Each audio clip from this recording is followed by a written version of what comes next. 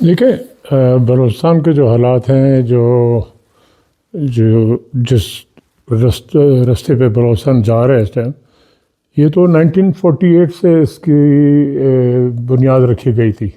بگٹی ہو یا سرفراز بھٹی ہو، وہ اور جو پوری کابینہ جو ہے بلوچستان کی، ابھی کی نہیں، پہلے اس سے پہلے والی، اس سے پہلے والی، ان کو تو کپڑے بدلنے کی اجازت بھی وہاں سے نالے کے اس پار سے لینی پڑتی ہے۔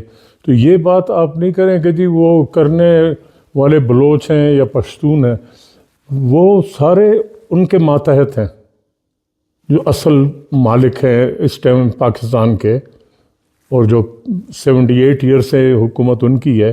جب وہ جنا کا گاڑی میں پیٹرول نہیں ڈال سکتے تھے، ڈیزل، اس زمانے سے وہی جو گروہ ہے، وہ نام بدلتے رہتے ہیں کہ ریٹائرمنٹ آتی جاتی ہے گروہ وہی۔ میں بالکل مارنگ کو سپورٹ کرتا ہوں، میں سلام پیش کرتا ہوں ان لڑکیوں کو۔ مارنگ ہے، سمیت دین ہے، اور جو خواتین ہیں، ان کی بہن ہے ڈاکٹر صبیہ ہے، جو بھی ہے، مجھے ساروں کا نام تو یاد نہیں ہے۔ انہوں نے دیکھیں دنیا میں جہاں پر بھی آپ جب ایک تحریک شروع ہوتی ہے تو اس میں عورتیں مرد کے شانہ بشانہ کھڑی ہوتی ہیں، نہیں تو وہ تحریک کامیابی میں ان کو بہت دشواریاں ہوتی ہیں۔ یہاں پر بلوچستان میں آپ ابھی دیکھ رہے ہیں کہ یہ جو ہماری بچیاں ہیں، ان کی مائیں ہیں، جن کے بیٹے، اور وہ کیا مانگ رہے ہیں آپ سے؟ انہوں نے کیا بندوق تو نہیں اٹھائی ہے، انہوں نے تو غلیل بھی نہیں اٹھائی ہے۔ وہ صرف کہتے ہیں ہمارے جو آپ نے بیٹا، باپ، خاوند، بھائی، ان کو اٹھایا ہے، آپ ہمیں ان کو رہا کریں۔ آپ نے اگر وہ قصوروار ہیں، وہ کسی اس میں ملوث ہیں، تو آپ عدالت میں لائیں، ان کو پیش کریں۔ اور اگر آپ نے مار دیا ہے، جو 90% انہوں نے مار دیے ہیں، ان کو آپ بتا دیں کہ جی ان کو ہم نے کہاں دفن کیا ہے، یا بتا دیں کہ ہم نے مار دیا جی ان کو، آپ ان کا بھی ماتم کریں۔ یہ جو ان کے ساتھ اللہ کرے کہ ایسا ہو کہ ان کے ماں باپ، بیٹی، بھائی کو کوئی اٹھا لے اور ان کو پتہ نہیں چلے سالوں سال کہ وہ زندہ ہیں یا مرے، پھر ان کو پتہ چلے گا کہ کیا تکلیف ہوتی ہے انسان کو۔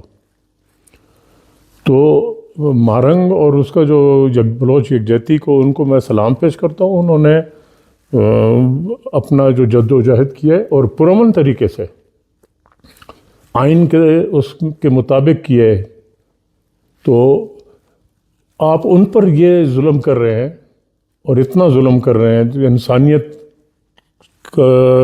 کے نزدیک سے نہیں گزرتی ہے وہ حرکتیں۔ آپ تو جنگلیوں سے بھی بدتر ہیں۔ تو آپ کیسے بولتے ہیں؟ کوئی بلوچ اگر اس میں تھوڑی بھی ضمیر ہوگا، وہ اگر کہے گا کہ میں مارنگ کو سپورٹ یا ان کو اس کے یکجہتی کمیٹی والوں کو سپورٹ نہیں کرتا، تو میرا خیال اس میں کوئی بلوچیت نہیں ہے۔ پھر دیکھیں عبدالرحمن جو ہے وہ اپنے آقاؤں کے زبان استعمال کرتا ہے، اس میں اتنی وہ نہیں ہے کہ وہ اپنے طرف سے بیان دے۔ تو اس جیسے آدمی کے اس پر میں تبصرہ کرنا اپنی توہین سمجھتا ہوں۔ دیکھیں 2006 میں نے کہا تھا میرے والد کی باڈی میرے حوالے کی ہے، آج تک نہیں کیا انہوں نے۔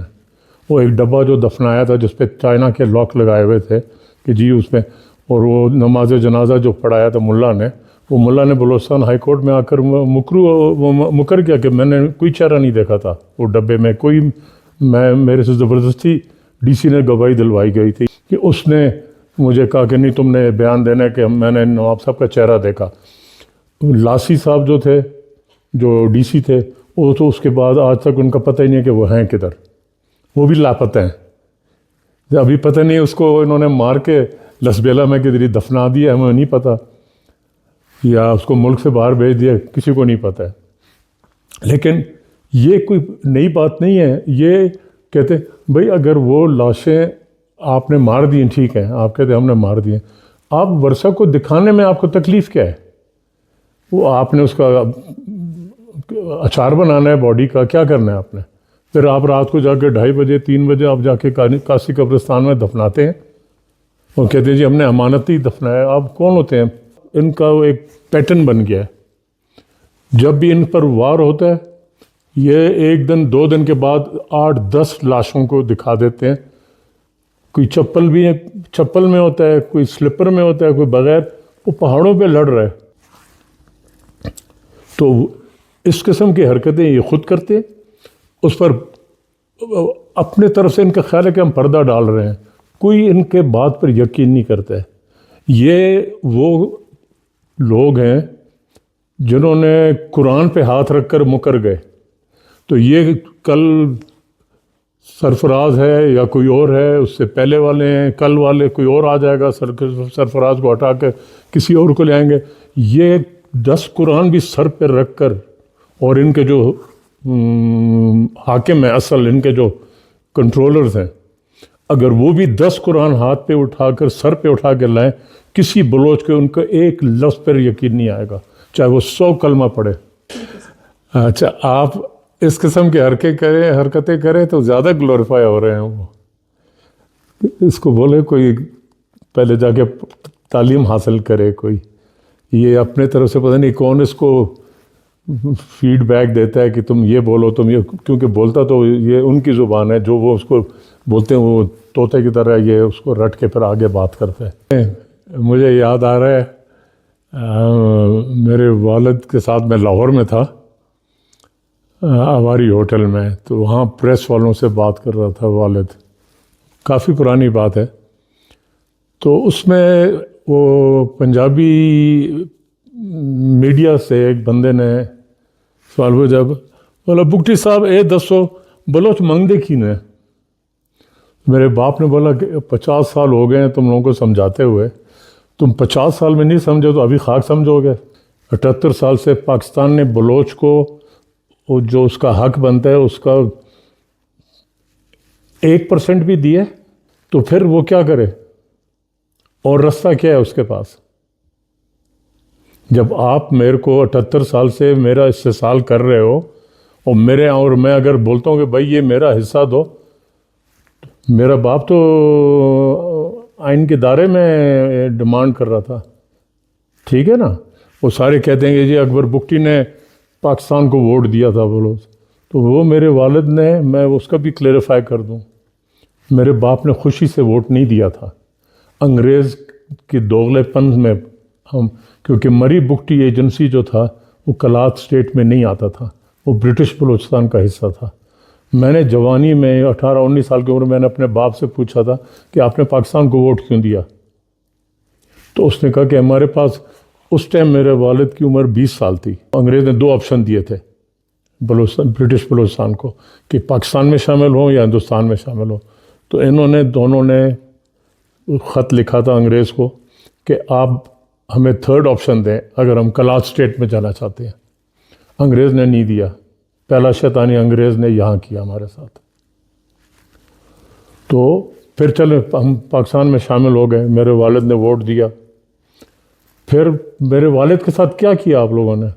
ایوب خان کے 10 سال کا جو آپ بولتے ہیں کیا ڈیکیڈ آف پروگریس کہ خوشحال پاکستان تھا، 10 سال جو ایوب خان کے تھے، میرے باپ نے 8.5 سال جیل کاٹے تھے. میں نے آدھا سے زیادہ پنجاب اس زمانے میں دیکھا کالج میں جب میں تھا. میں منٹگمری گیا، پتہ نہیں اس کا نام ابھی کیا ہے، لال پور گیا، اس کا نام مجھے نہیں پتہ ابھی کیا ہے، ابھی تو سب نام بدل دیے انہوں نے.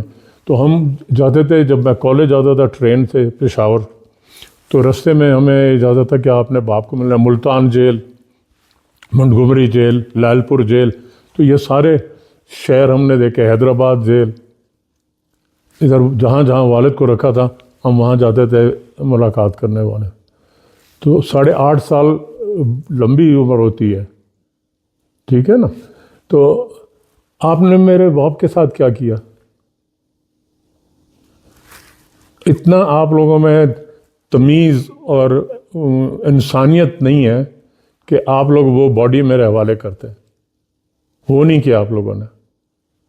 اور پھر آپ بولتے ہیں کہ یار تم لوگ عجیب لوگ بلوچ ہو، تم لوگ سارے دن غصے میں بیٹھے ہوتے ہو، تم لوگ مانتے نہیں ہو. کیوں مانے ہم؟ یہ ادھر آ کے یہ ڈرامہ جو ہے نا کہ جی بیچارے پنجابی مزدور، ادھر بلوچوں کے پاس کھانے کو نہیں ہے، تم 100 کے حساب سے، ہزاروں کے حساب سے مزدور بلوچستان میں بھیج رہے ہو. آپ بھیجیں اس کو، دبئی بھیجیں، ادھر بھیجیں، آگے بھیجیں. آپ کو بلوچستان میں تربت میں، واش میں، ادھر ادھر آپ نے پنجابیوں کو نوکریوں کے لیے بھیج رہے ہیں. یہ کون بیوقوف اس کو اس قسم کے ڈرامے مانتا ہے یا اس قسم کے نیریٹو کو اس پر یقین کرے گا؟ عبد الرحمن کرے گا کیونکہ اس کے مائی باپ ہیں نا، وہ تو جو مائی باپ بولیں گے وہی کرے گا. دیکھیں دنیا میں ہر جگہ میں جو قابض حکومت ہوتی ہے، جب قابض لوگ ہوتے ہیں، ان کا پہلا وہ ہوتا ہے کہ آپ جو لوکل جو بندے ہیں، یا تو ان کو اگر وہ آپ کے زیر سایہ، سب انگریزی میں لفظ ہے سبجوگیشن، آپ کے سبجیکٹ بن جاتے ہیں، آپ کے سب جو بھی آپ اس کے اوپر ظلم کریں وہ سب بولتے ہیں سرکار آپ صحیح کر رہے ہیں. اگر وہ نہیں کرتے ہیں، کوئی اس میں کھڑا ہو جاتا ہے کہ نہیں میں یہ نہیں مانتا ہوں، تو پھر وہاں پر وہ لوگوں کو ان کی نسل کشی شروع کر دیتے ہیں، جو آپ نے بنگال میں بھی شروع کیا تھا، لیکن وہ انڈیا بیچ میں آ گیا تھا تو اس سے وہ رک گیا تھا. نہیں تو آپ نے تو وہاں پر بھی بولا تھا ہم ان کی نسلیں بدلی کر دیں گے. یاد ہے آپ کے پنجابی افسروں نے بولا تھا کہ بنگالی تو چھوٹے چھوٹے ہیں، کالے رنگ کے ہیں، ہم ان کی نسل بدل دیں گے کیونکہ یہ بہت پتہ نہیں اعلیٰ نسل کے ہیں.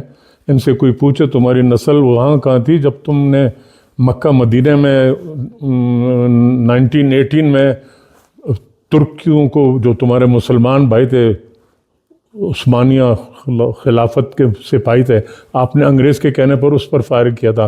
ہندو نے اور سکھ نے انکار کر دیا تھا مکہ میں فائر کرنے سے، لیکن پنجابی مسلمان جو سپاہی تھا اس نے فائر کیا.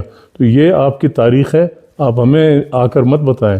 اور انگریز نے اس وقت لکھا تھا کہ the finest mercenary force in the world is the Muslim Punjabi officer. تو یہ تو ہمارے نسل کشی میں ان کا یہی ہے کہ جی یہ تو ہمارے ہاتھ نہیں آئیں گے، تو باز نہیں آئیں گے.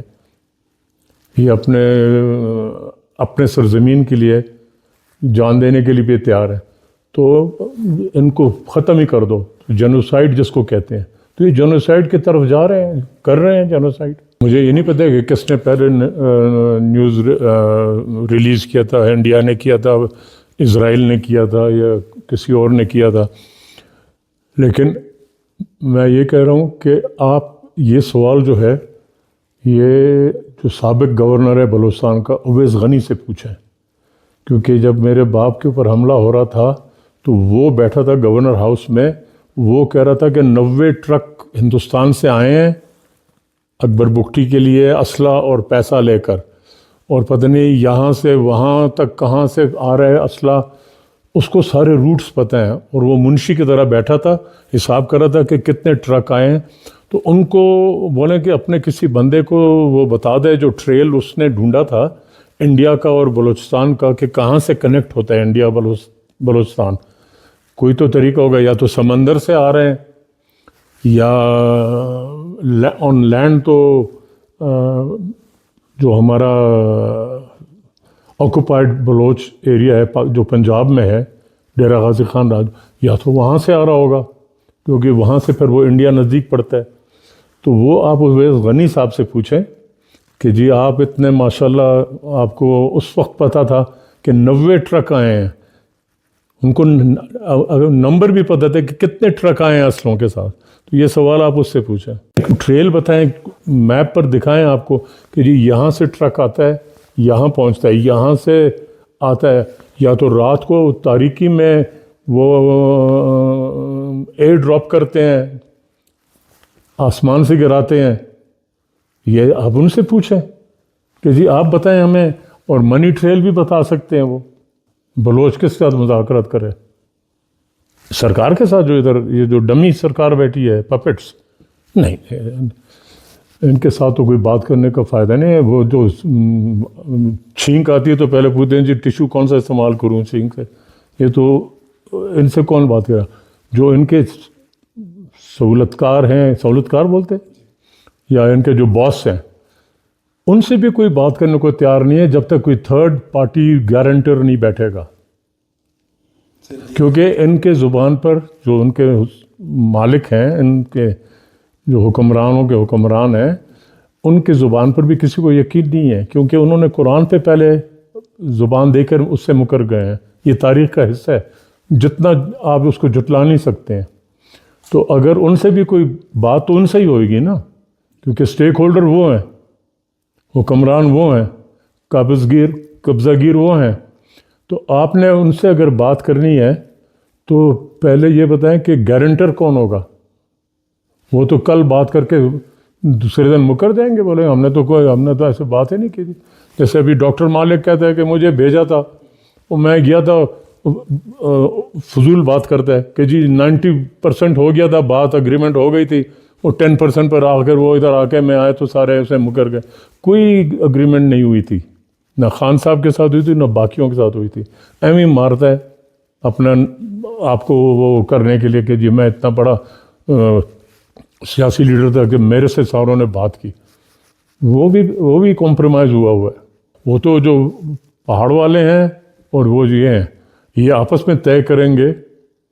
اگر آپ دیکھیں تو فی الحال جو ریسنٹ ہمارے سامنے جو ہوا ہے تاریخ میں، وہ قطر نے بہت اہم رول پلے کیا ہے افغانیوں کے ساتھ اور امریکنز کے درمیان، اس کے درمیان. قطر والے اگر اف دے وانٹ ٹو، زبردستی تو ان کو نہیں کر سکتے کہ نہیں تم نے ہمارے ساتھ اگریمنٹ کرنی ہے، ہمارے درمیان اگریمنٹ کراؤ یا تم گارنٹر بنو. وہ تو ان کے اوپر ہے نا. یہ ان کو بولیں گے کہ جی یہ ہم ان کو گارنٹر لاتے ہیں، بات کریں. پھر ان کی مرضی ہے، وہ ہاں کرتے ہیں یا نہ کرتے ہیں. ضروری نہیں ہے کہ وہ بول جائیں، یہ جن کو بولیں کہ جی ہم ان کو گارنٹر لاتے ہیں، ہم آئے، مے بی دے ول سے نو، وی ڈونٹ ٹرسٹ دیم. ان کو تو زبردستی آپ نہیں بٹھا سکتے. دیکھیں یونائیٹڈ نیشن اگر بیچ میں مداخلت کرتی ہے، لیکن میں نے تو پہلے بہت سالوں سے میں یہ کہہ رہا ہوں کہ آپ نے جیسے پہلے مجھ سے پوچھا کہ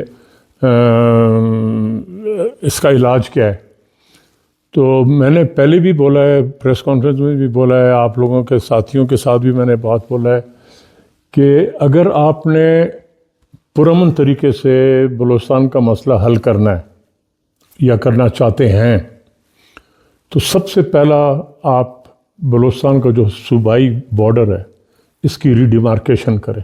پھر آپ ایک دفعہ یہ مکمل ہو جائے، پھر آپ اس پر یونائیٹڈ نیشن کے ماتحت ریفرینڈم کرائیں، جیسے ایسٹ ٹیمور میں کیا تھا، جیسے ساؤتھ سوڈان میں یونائیٹڈ نیشن نے کرایا تھا. آپ ریفرینڈم کرائیں، اس میں 2 سوال لوگوں کے سامنے رکھیں.